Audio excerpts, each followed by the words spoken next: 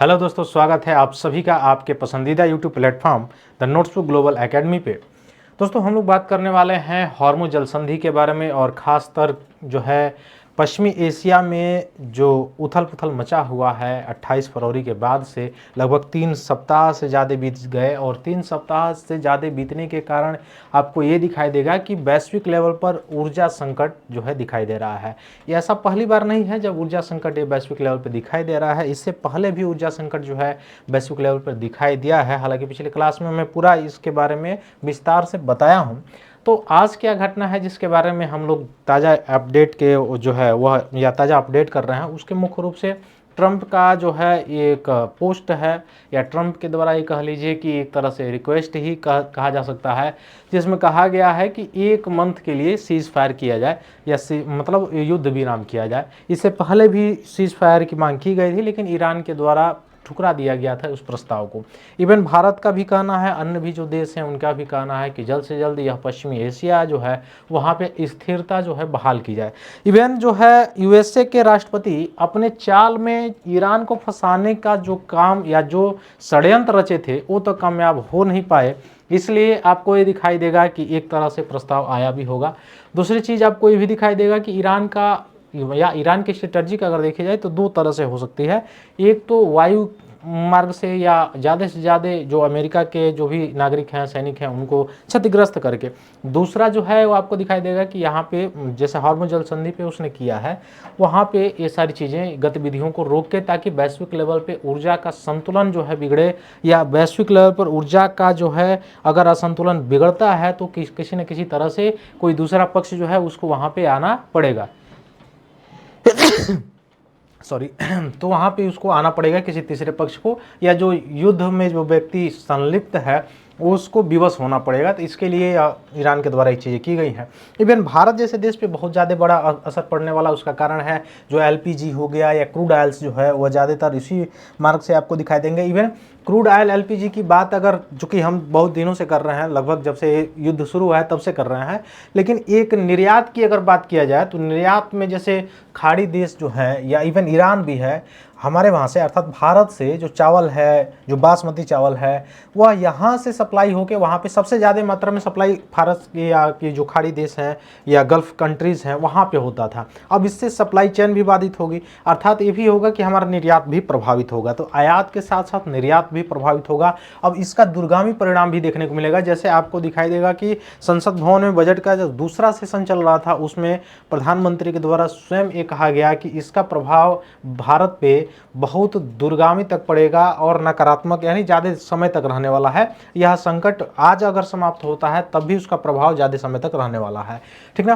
तो इसमें वैश्विक लेवल पे जो ऊर्जा की हानि हुई है या ऊर्जा की जो डिमांड है, जो खास करके एलपीजी की बात किया जाए भारत के मद्देनज़र से, तो वहाँ पे सबसे ज़्यादा कतर या खाड़ी देशों से वो आयात करता है। अब इस स्थिति में बहुत सारे जहाज़ जो है, भारतीय जहाज़ वहाँ पे फंसे हुए हैं। इवन आपको ये भी पता होगा कि रेमिटांस के नज़रिए से अगर हम देखेंगे तो सबसे ज़्यादा रेमिटांस भी इन देशों से हमारे वहाँ आते हैं। अर्थात हमारे वहाँ के जो श्रमिक जो वर्ग के लोग हैं वहाँ पे जाके श्रम करते हैं और रेमिटांस वहाँ से लेके आते हैं, अर्थात वहाँ पे प्रवास होके मुख्य रूप से जो है वर्क करने के लिए जाते हैं, तो वहाँ से रेमिटांस भी आता है, तो वो भी प्रभावित होगा। वहाँ पे जो आपको ये भी दिखाई देगा पिछले दिनों जो है कई भारतीयों की मौत भी हो गई थी वहाँ पे। तो ये भी सारी चीज़ें हैं, कंसर्न है, इसलिए सर्वदलीय बैठक भी बुलाने की बात की गई थी अभी हाल ही फिलहाल में। भारत जैसे देश में भी बात किया जाए तो यूएसए के जो प्रेसिडेंट है उनके द्वारा ये चीज़ें की गई हैं कि 1 माह तक सीज फायर किया जाए, अर्थात हॉर्मुज़ जल संधि को कैसे जल्द से जल्द खोला जाए, क्योंकि यह संकट जो है केवल और केवल भारत या अन्य विश्व के अलग अलग देशों के नहीं बल्कि अमेरिका का भी संकट हो चुका है।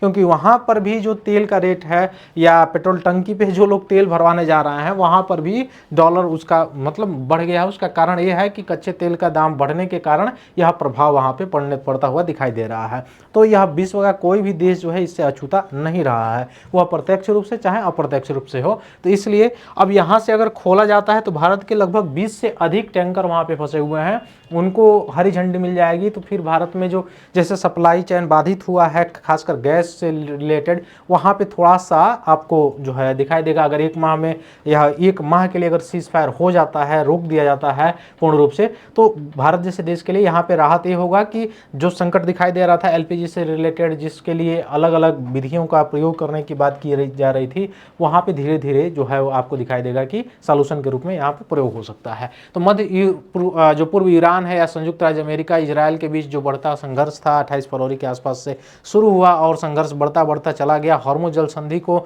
बंद कर दिया गया ईरान के द्वारा, जिसके द्वारा आपको दिखाई देगा कि पूरे वैश्विक लेवल पर जो आवागमन है, यातायात जो है वो प्रभावित हो गई और उसके प्रभावित होने से जो आयात निर्यात है अर्थात जो वैश्विक व्यापार है उस पर कहीं ना कहीं नकारात्मक प्रभाव पड़ता हुआ दिखाई दिया।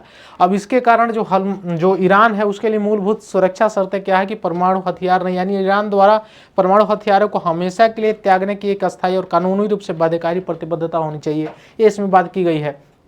और भारत ने भी समर्थन किया है कि यहाँ पे शांति बहाल किया जाए, किस तरह से जल्द शांति बहाल किया जाए। और शांति बहाल करने का मतलब कि सभी पक्षों की बातों को सुना जाए और उस तरह से राय मसौदे लिए जाए। परमाणु अवसंरचना को नष्ट करना, जैसे ईरान प्रमुख जो परमाणु स्थल है उसको बंद या निष्क्रिय कर देगा या अपनी धरती पर यूरेनियम संवर्धन को पूरी तरह से रोक देगा, यह बार बार यूएसए का कहना है। और इसी के चलते ईरान पे अटैक भी किए गए थे पहले, और उसके बावजूद भी आपको दिखाई देगा कि वहाँ पे ये सारी चीज़ें हैं और यही कारण है कि युद्ध को और लंबा खींचता चला गया और युद्ध जो है एक अनिवार्य हो गया।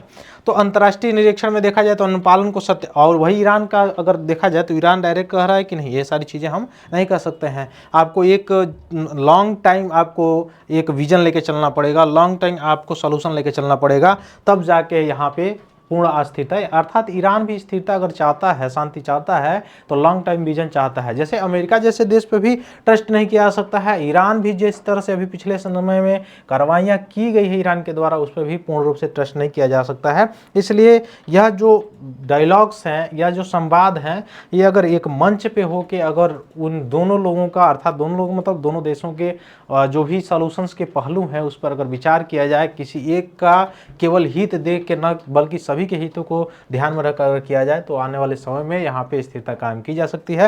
लेकिन फिलहाल अभी तो कोई यहाँ पे ऐसी कोई चीज़ें नहीं है, लेकिन बात चल रही है। तो फिर मिलते हैं हम लोग अपनी अगली क्लास में, तब तक के लिए बहुत बहुत धन्यवाद दोस्तों, जय हिंद।